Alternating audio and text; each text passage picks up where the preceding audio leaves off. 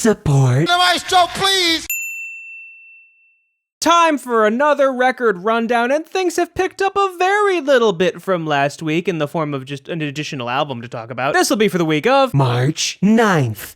2024. On this day in music, back in 2022, Heat Waves by Glass Animals finally got to #1 after the longest climb at 59 weeks. It is also the song to have been on the Hot 100 for the longest amount of time at 91 weeks, given you would have known some of this if you've already watched the pop analysis I did about it.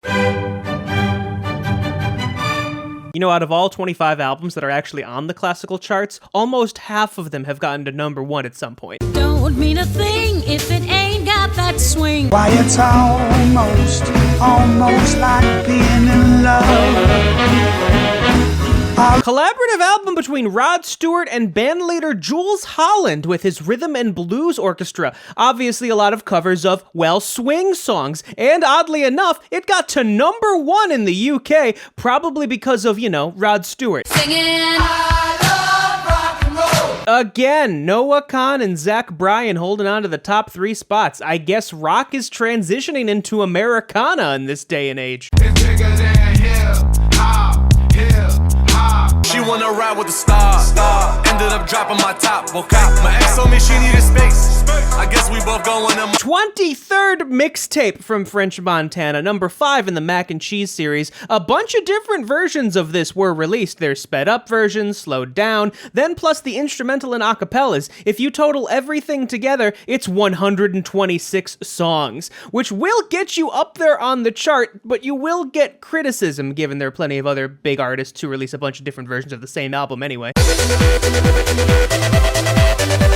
Can't complain entirely here, we at least had that Subtronics thing last week. And now I need some help from the maestro, please! I might do my best, not the best idea. I'm just saying, Rolling Stone ranked this at 351 on last year's version of their 500 greatest albums of all time list. And I love Vermont, but it's the season of the sticks, and I saw your mom, she forgot. Like, it might just be staying up here because there's now 3 versions of this album, but come on, how often does a rock album stay this long in the top 5?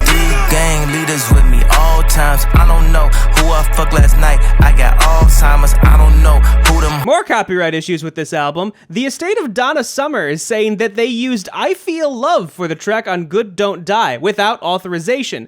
They allege that he changed the words and had someone re-sang it or used AI, but that still counts as copyright infringement. I know that last night we let the liquor talk. I can't remember everything we said. Well, he performed a new song last weekend at his Abbey Road sessions, called it Lies, Lies, Lies. I guess that means we're getting something new from him coming up. No matter what, you got me, I got you.